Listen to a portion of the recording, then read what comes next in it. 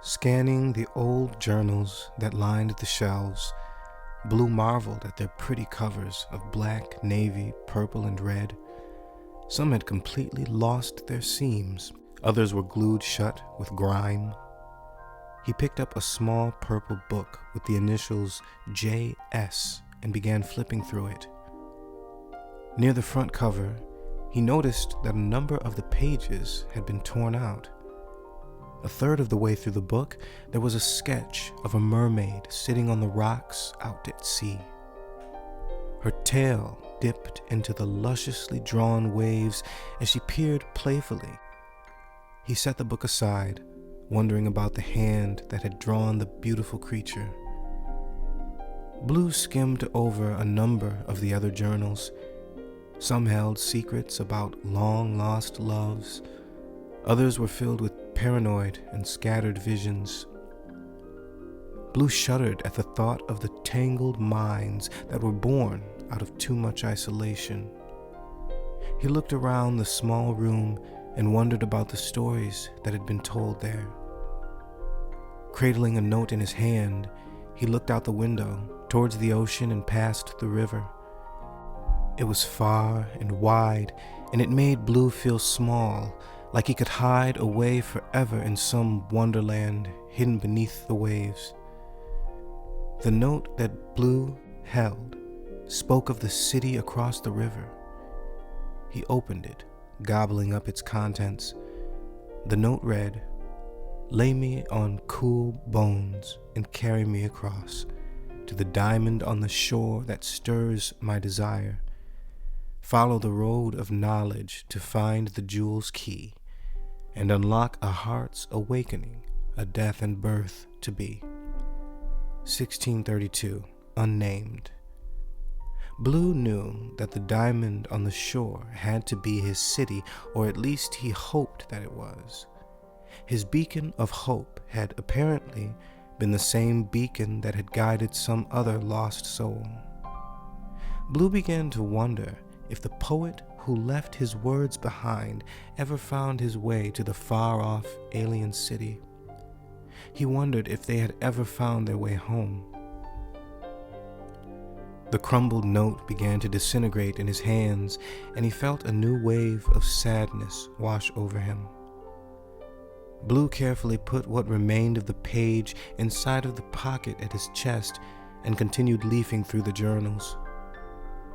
The stories of the wandering travelers warmed Blue's heart, and he suddenly felt that he wasn't so alone. Closing the final book, he walked over to the simple desk, opening its single drawer. Inside was a rat's nest and a few odd bits of cloth. Blue frowned, looking at the contents. He wouldn't find what he was looking for here. He started to grow impatient as he moved through the tiny silent space. There were no jewels here, no hidden magic compass to lead Blue to his destiny. Feeling more claustrophobic by the minute, he decided to climb to the very top of the lighthouse nearest the bulb. Luckily, there were iron rungs welded to the wall near the desk that led up and through a small hatch in the roof. Once he reached the top of the rusty ladder, Blue reached up and pushed the hatch open. The night air washed over him as he lingered there a moment, grateful that the hatch hadn't been locked. He pulled himself up and through the roof, which was even smaller than the room he had just climbed out of, but at least here, only the sky was his ceiling. In the middle of the roof stood a glass dome that housed the bulb. Surrounding it was just enough space for Blue to walk around the roof. There was metal railing that wrapped around, keeping him from falling to the ground below. Blue walked around the bulb, pressing his hand against the cold, wet glass. It was thick, and when he knocked against it, it let out a dull ringing which shook the more delicate bulb within. To his surprise, as he clanged against the dome, the bulb sputtered once, twice, 3 times, and then to brilliant life. Blue's eyes widened in surprise and then immediately squinted as the golden light shone brightly, blanketing the roof, the forest canopy, and the milky moonlit waves of the sea. Its glow reached out for miles. He had to turn away for a moment for fear of going blind. Rays of light dazzled the air, beaming through Blue's tattered shirt and canvas trousers. He held his hand in front of his face as he walked around the lighthouse in awe of the light's power. Blue smiled atop his tower where the river met the sea, staring at the city lights and the ocean down below. From here, he could see even more of the great city, its scale dwarfing anything else near it. Forests, clouds, even mountains were no match against the tangled maze of concrete and steel. Out of the corner of his eye, Blue noticed a twinkling off in the distance. He turned and squinted, noticing a mass of ice bobbing in the water, reflecting the intense light of the bulb as it floated.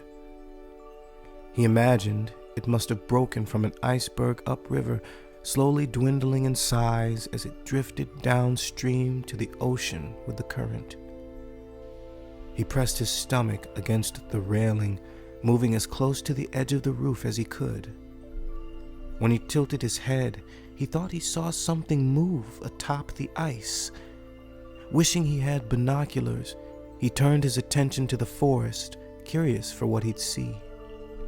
As he did, a loud splash broke the surface of the water right near the small iceberg that Blue had spotted. He whipped his head around, but whatever it was had quickly disappeared beneath the waves. Frothy bubbles slid across the surface where it had vanished. Blue's eyes stayed glued to the spot, waiting for his nighttime visitor to reappear. In his mind, he imagined the beautiful mermaid that he'd seen in the journals down below. He thought of her jumping into the waves, her scaly body twisting through the blue-green water.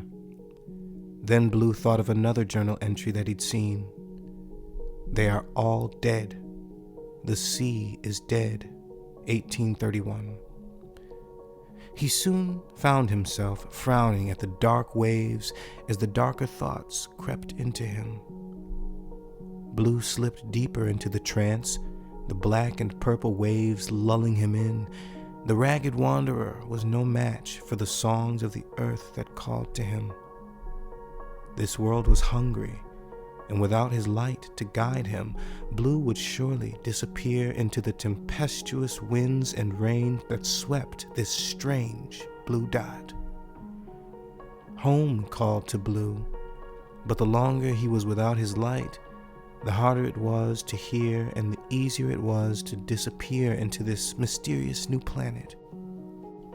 A few moments after the creature had disappeared, a faint thrumming of energy and light appeared beneath the waves that it had disturbed. Blue, noticing the shimmering aura, looked back to the lighthouse and then again at the sea. It was clearly not his bulb that was lighting the waves from beneath the ocean. The lighthouse beamed across the water, not directly into it. Another, duller light shone from beneath the waves, rippling delicately across the surface and beckoning to Blue. Suddenly, there were new mysteries to explore. Blue's eyes glistened as his heart jumped. His shoulders eased.